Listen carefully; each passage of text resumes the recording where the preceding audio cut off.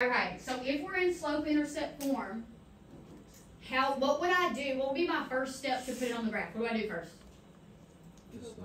I'm going to graph the y-intercept, right? So I'm going to plot or graph, however you want to write that, plot the y-intercept. So I'm going to do that first.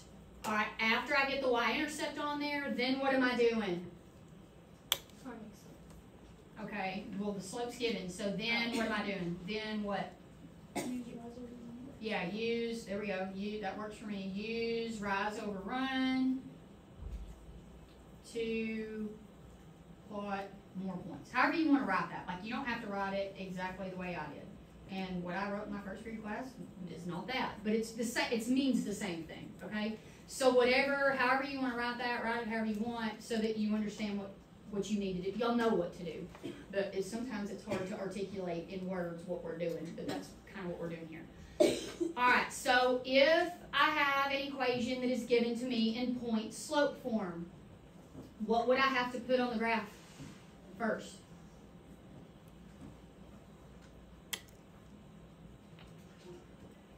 What would I have to put there? The two, or the point. I would basically have to put the point, right? There will not be a senior class meeting today, third period. For further notice, see Ms. Tessa Rollins. Okay, so we're basically going to use that x1, y1, the point that they gave us, right? And remember, other thing to remember that's the opposite signs, right? Make sure we know that. Use x1, y1 opposites. Do y'all know what I mean when I'm writing opposite signs there? Yes? Okay, use the x1, y1, all right? Then what? Then what can I do after I've put that point on there? Distribute. No, I can graph directly from here. I just put that point on the graph. Then what? What else do I know from this equation? The slope. I know the slope. So then what can I do? Then it's rise over run. It's pretty much the exact same way that I graph slope-intercept. It's just instead of starting at the y-intercept, I'm starting at whatever point I have. Does that make sense? Okay, so then I'm going to do use, I'm going to kind of write the way Claire said that a while ago. Use rise over run to plot more points. So pretty much the same thing I said over there. The only difference is the starting location is not the y-intercept. Everybody good there? Okay. So then if I have standard form, all right, I don't exactly have points that I can put on the graph yet, right? So if I have standard form, aside from rearranging the slope-intercept form, because yes, we could do that, but what did we do yesterday in order to get points that we can put on the graph? The 0. We're going to plug in 0 for x and plug in 0 for y, and we're going to get the intercepts, right? Okay, so I'm going to say find x and y by replacing with 0. And then we would plot the intercepts. Does that make sense to y'all? Okay. I said, you don't have to write exactly the way I wrote it. Just write it in a way that makes sense to you. Because basically, like, this is our guide to how can I go about doing things the easiest possible way. Because depending on how they give us information, depends on how we go about doing it, right? Yes? Okay. All right, so if we get down here in this first problem, I have it in slope-intercept form. So I can okay, so do I have enough do I know what the slope is? Yes. Okay, it is given. My slope is given. It is what? 1/4. Do I know the y-intercept? Yes. Yes. It is given. It is -3. Okay, or 0, -3, since we need to, be writing in order pairs. That's the issue. All right, so I can go ahead and put this on the graph. Slope-intercept form is pretty straightforward. So I've got -3 here. My slope is 1/4 before I graph it. Does that mean my line is going to be steep or flat? It's going to be flat. Is it going up or is it going down? It's going up because it's positive, right? Yes? Okay, so I'm going to go up 1 and to the right 4, up 1 and to the right 4, which is right there. And then when I go backwards, I go back to my y-intercept. I go down 1 and to the left 4, down 1 and to the left 4, and I go down and to the left because I need the double negative so that it remains positive. Is everybody okay there? Alright, so I'm going to use my little word here because these lines are kind of long and I can't handle them. I don't know if y'all's on something have to be perfect. I'm not so worried about it. Alright, so then the next question says, what is the zero? Now, I can kind of tell where I think it probably is, but I don't want to probably know. I want to know for sure. So, and I could graph this in my calculator, and if the zero is nice because in your table, in your calculator, all the x values are integers, right? So the zero of the function is where y is 0. The problem is the x may not necessarily be 0, right? Like if it's a fraction, I'm not going to be able to see it in my table. Does that make sense? Head nods yes, that makes sense? Okay. All right, so in this problem, yeah, it's nice and it's okay. But what if I couldn't see it? What if it wasn't nice? Anybody have an idea how I might mathematically go find that? You have to just subtract it. I mean, is it where you do it to all of it? Okay, so I'm going to we haven't really talked about this very much. Now, the zero of the function is the same thing as the x-intercept, right? Okay, so I want you to think about like when we were doing standard form, if I want to find the intercepts, we plug in zeros, right? So I don't necessarily have to be in standard form to find that information. Does that mean to plug in a zero, right? I can plug in a zero anytime I want to, yes? So if I want the zero, because they're frequently going to use that word, the zero. Now, they were nice and they said x-intercept here. Are they going to say that to you? Probably not. They're probably going to say find the zero of the function. So the zero of the function is that x-intercept, which means the y value has to be 0, right? So if that's the case, could I not plug a 0 in here and then solve for x? Okay, so that's what I'm going to do. Does that mean that's the only way to do it? Definitely not. It's just a way, and I'm going to write it this way where my 0 is on the right side and x is on the left because it makes me happy to do it that way. But if you write 0 on the left, I don't care. All right, so now what would I do here? Add 3. I'm going to add 3 to the other side. So then I've got 1/4 x is equal to 3.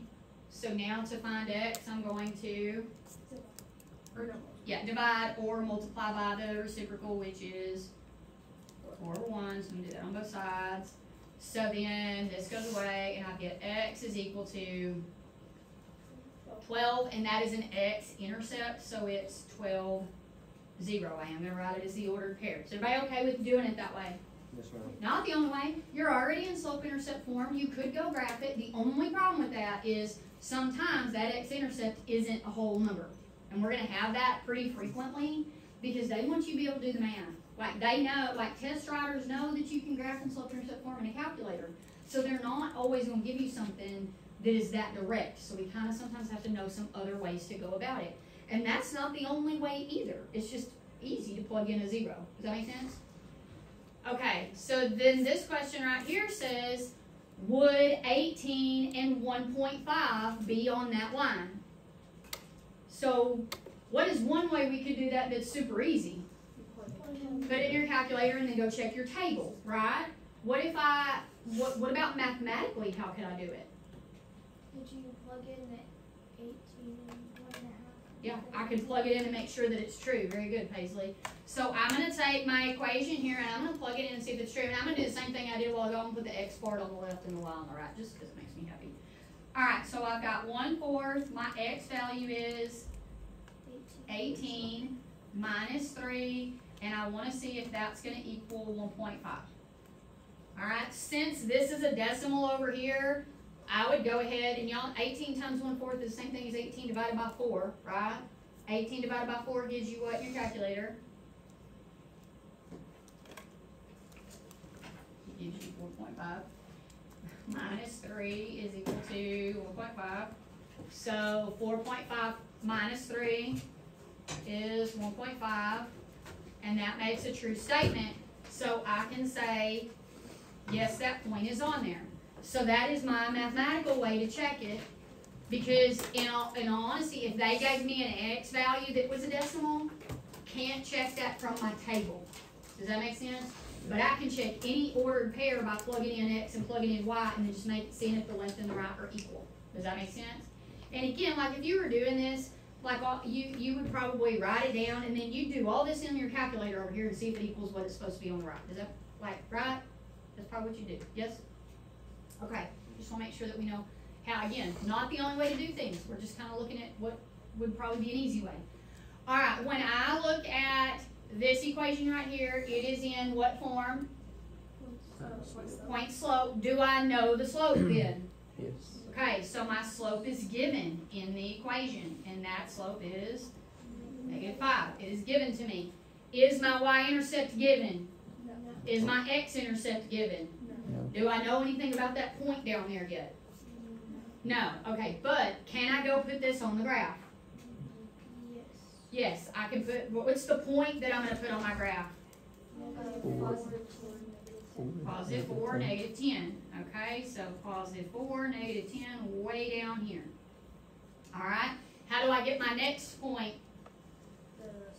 Yeah, my slope is -5. Can't put it down here, right? Is this going to be steep or flat? It's going to be steep. And is it going up or is it going down? It's going down, so that means my other points are going to be up here somewhere, right? All right, so I can't go down 5, which means I've got to go up 1, 2, 3, 4, 5, and then I've got to go back to the left, right? So I've got to go up 5 again, which gets me back to the axis line, and to the left 1, up 5 again, to the left, point there, up 5 again, and to the left there. All right, so there is my graph.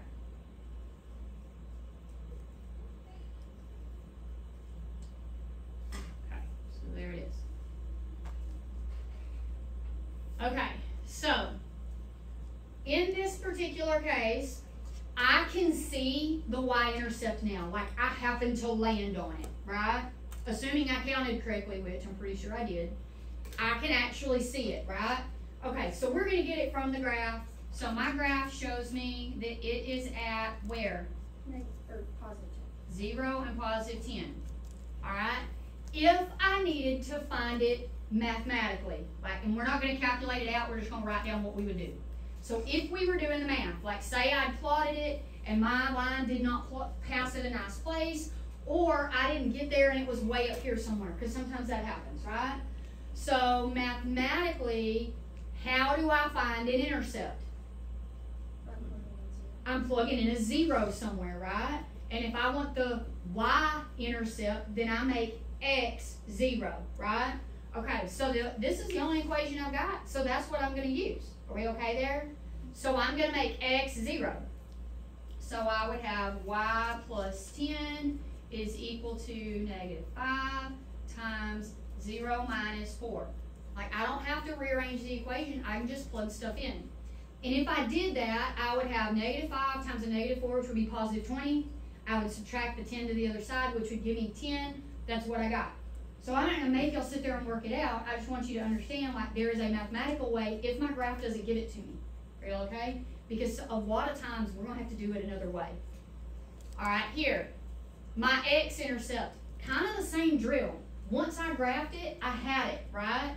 But sometimes that x-intercept ends up being at a fraction and I don't have it directly. Does that make sense? And I'm not guessing at a fraction, right? So this time I have it from the graph. What is that x-intercept, or that 0? 2. It's 2, 0. If I needed to do the math to get it, I would basically do the same thing I did right up here, right? Except for instead of putting 0 in for x, I'm going to put 0 in for y, right? Is everybody okay there? So I would have 0 plus 10 is equal to -5 times, what is x minus 4? Yeah, x minus 4. Okay. So I would have something that looks like that. And if I solved it out, I would get 2. All right? We're not doing it. I just want you to have that so you know that that's what you could do. All right? Plugging in a 0 somewhere is an easy way to get information. Okay? All right, this one. How can I check this point right here? I mean, -4 and 22, if I look at that, I'm like, I don't know, maybe. Looks like it could be, but I'm not sure. Maybe, maybe not. I don't know. So how can I check? I'm just going to plug it in. And I'm not going to rearrange the equation. I'm not going to do any of that. I'm just going to plug it right into the values and let it work itself out.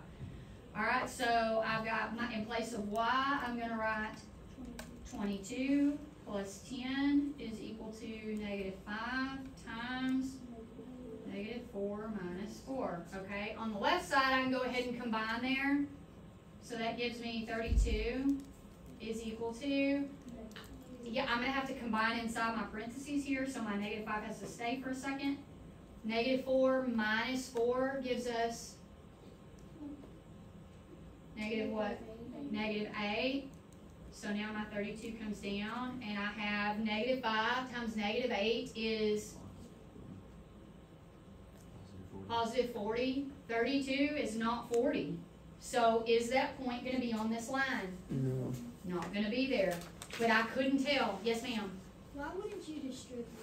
It's unnecessary because these are both numbers. So if we follow order of operations, we distribute when we have a variable. We would have, if there was a variable, we would absolutely have to distribute it.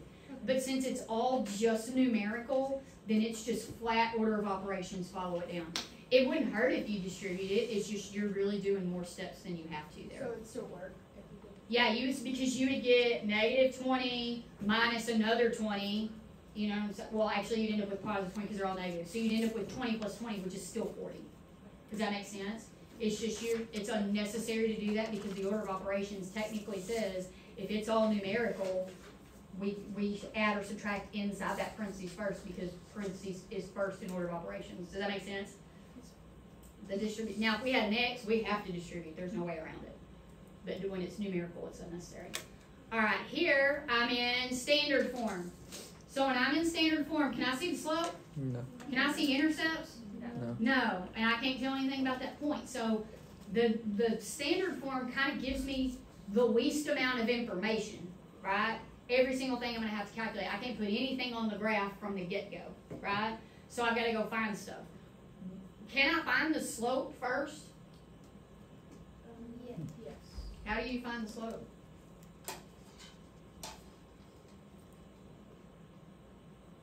If I'm in this form. You would subtract 6. Okay, I don't want to rearrange the equation. Could you just leave that? Okay, we can't find the slope first. That was why I asked. We can't. What can we find super easily? The y. The intercepts, the x and the y intercepts, right? So here we need to, in order to find the slope, we need intercepts first. Then I can really easily go back and get that slope. Does that make sense? Okay, so if I want the y-intercept, what am I doing? I'm going to put 0 for x. I'm going to write it like this just because I want to make sure that we have that because this is a really good guide to as far as to study for all of this stuff because it has a little bit of everything. So I'm going to write it that way, but I'm not going to turn around and write 0 plus 9y. That's going to cancel and go away, right? So now we're going to do what? I'm going to divide both sides by 9. So I end up with y is equal to -3. So my y-intercept is 0, -3. So I'm going to go ahead and I'll put it on there. 0, -3. There it is, right there. Okay. Now, my x-intercept, I'm essentially doing the exact same thing, right? Except for I'm putting it in place of my y. So I have 6x plus times 0, which is going to go away, equals -27. So that cancels. So now I need to do what? Divide both sides by 6. 6 isn't going to go in there evenly. So since we're doing the intercept, this ends up being -4.5. Yeah, it's -9/2, which is the same thing as -4.5. Since y'all are putting it on a graph, y'all probably would want the decimal so you can see it. Does that make sense? So it would be -9/2 and 0 or -4.5 and 0. So -4.5, here's -4. So 4.5 will be right dead in the middle right there. Yes? Okay. So if I put this on my graph here, would counting my triangle be a good way to do it for this particular problem? To get my slope? No. Why not? Because it's not exact. Yeah, because it's 4.5, and so that is not a good route. Now, could I find a pretty good point? I could, but then that would mean I would have to worry about the accuracy of me drawing a line, and I can't draw a real good straight line, so I couldn't guarantee. The only one I know for sure is at a nice intersection is that one. Any other point on that line may or may not be there because, you know, I might not have drawn my line exactly 100% accurately. Does that make sense? So I would not use my line to get a triangle here. Now, had my x-intercept been a nice, wonderful number, wouldn't have been a big deal, but it's not.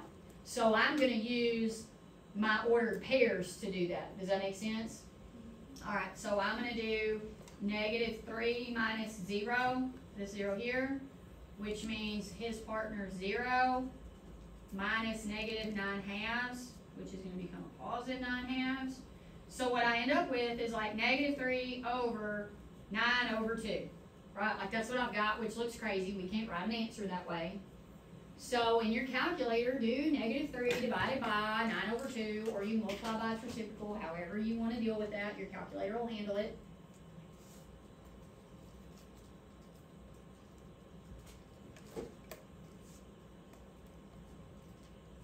Oh, I forgot to get that point up there. We'll go back and get it in just a second. Oh, no, I'm still there. Sorry. All right, what did we get there? -2/3. So my slope is -2/3. Alright, so that's what we got. Just gonna kind of write it in there. Alright, a lot of work there, so what's that in? Alright, y'all okay there? Alright, the last one asks, is 1 -4 on there? I'm gonna say by looking, it sure looks like it's not, but I'm gonna prove it with the math. I mean, like, by looking at the graph, it doesn't look like it would be there, but I'm not real sure, so I'm gonna check. So what am I doing to check it? Plug it in. Plug it in. So I'm going to do 6 times 1 plus 9 times -4. It's supposed to equal -27. 6 times 1 is 6. 9 times -4 is -36 equals -27. 6 minus 36 would be -30 equals -27, which is not true, so no. And it didn't look like it was going to be, or, I mean, it could, I didn't know. Like, maybe, maybe not. I don't really know, but the math will prove it. Is everybody okay there? All right, so let's take a look at this one. They gave us a line with a slope of 3 that passes through the point -2. What is the only way I can write an equation with those two pieces of information? I don't know the y-intercept, so can't write slope-intercept form. What pieces of information did they give you? Point slope. A slope and a point, which means I have to write in point slope. A lot of times they give you the slope first because it's not called slope point form, but it's point slope. Like, if that's what they give me, that's the only way I can write it. Are we okay there? Which they ask you for it right here anyway. So, how am I writing that? Y minus 6 equals 3 times x. Plus 2. X plus 2, because we're going to use the opposite sign there. Is everybody okay there? For the most part, as I've looked at y'all's papers, y'all been really good with the signs on that. Like, so when you have the point directly, like y'all write the sign. Alright, y'all okay there? Alright, so, do I have enough information from what is given to go directly to my graph? Yes. I have a point and I have a slope all day. Alright, so the first thing I'm going to put on there is my point, which is -2, +6, which is up here. I have a positive slope. Is this going to be steep or flat? Steep. It's going to be steep. Alright, so I've got a 3 here, so I'm going to go up 1, 2, 3, and over 1. It's the only point I can get on that side. So I got to go backwards. 1, 2, 3 to the left 1. 3 to the left 1. 3 into the left 1. 3 into the left 1. Okay.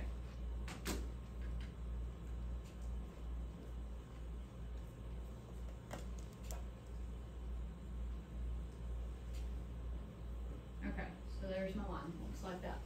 Steep, like Kaylee said. It's positive, so it is going up. Alright. So, do I know what the y-intercept is for sure? Yes. No. Yeah, I could probably count it and get it like relatively easily. So, like I could. Because like if I'm here and I go up 1, 2, 3 and over one more, then I'm there. Where is that? Do y'all know? 12. It would be at 12. Okay? So I would be at 0 and 12. So I counted to get it. You could rearrange and get it into slope intercept form to get it if you wanted to. That's just a little more work than I want to do. All right there that you can count it from the graph? Okay. All right. Do I have the x-intercept?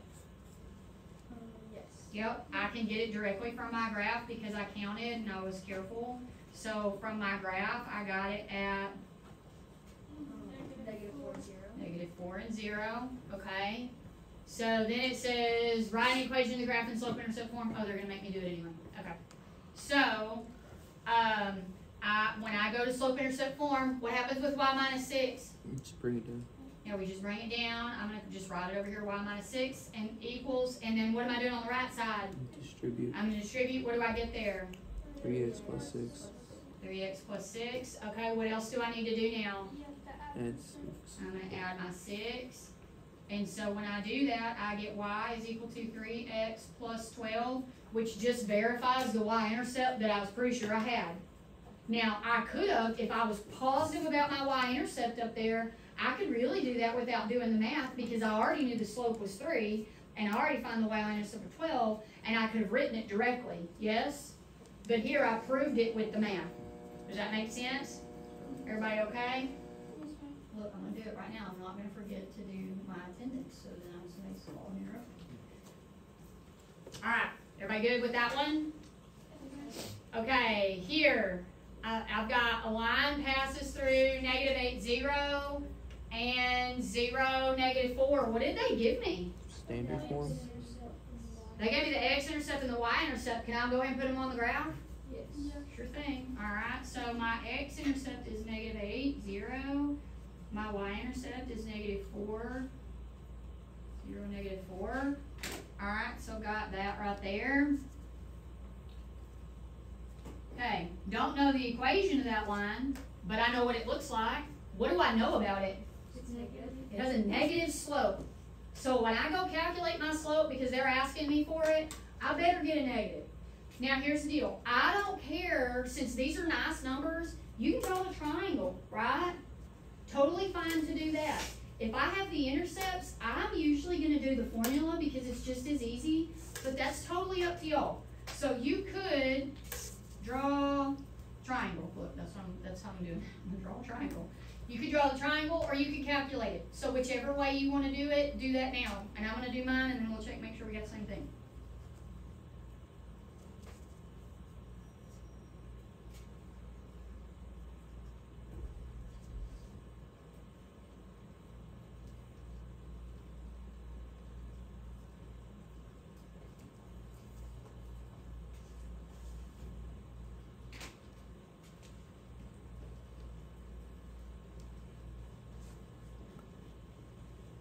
How many of y'all drew the triangle? Okay. Okay, so then about the rest of y'all did it the other way. Did we all get the same thing? Yes. Okay. The only issue that I have seen with you guys on the triangle is sometimes y'all have the sign wrong. Like that's the only thing I've seen. And it's like, you know, like you can look at that right now and you're like, yeah, it's going down. It's a negative slope. And then I'll be telling you sometimes we don't write it as positive. So just be careful, make sure when you calculate your slope that we have the right sign on it. If we calculate it and we get the wrong sign, then we probably have an issue where we wrote something down wrong. All right, so they want us to write an equation in point slope form. We can write two of them, right? Yes, because I have 2 points and I now know the slope, right? So we're going to go ahead and write them both. Guys, when you're doing this in assignment, you don't have to write them both, just one, it's fine. Because I always have both on my paper so that I can check it regardless of which way you did. So let's write it with -8, 0 first. What's that one going to look like? 1 minus 0. Okay.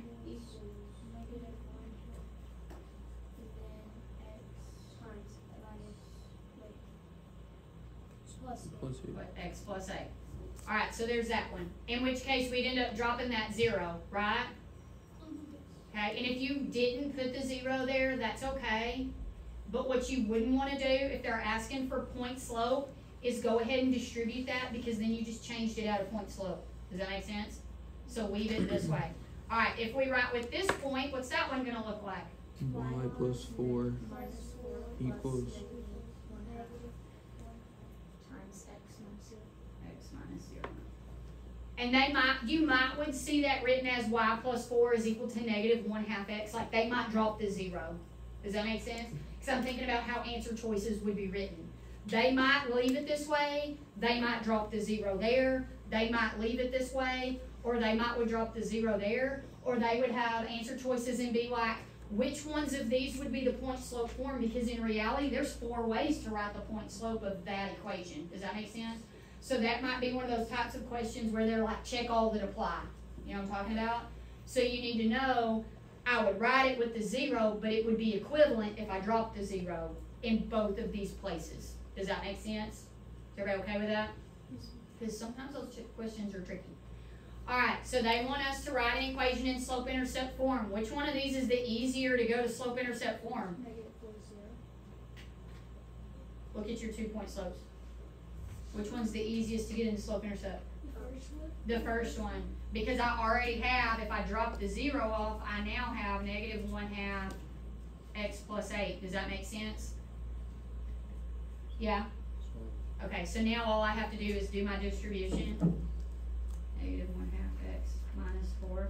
I'm going to get the same thing on the other one. It's just I'm going to have y plus 4 is equal to negative 1/2 x, and then I'm going to have to subtract the 4 to the other side. One's about as easy as the other. It doesn't matter which one you use. You could use either one.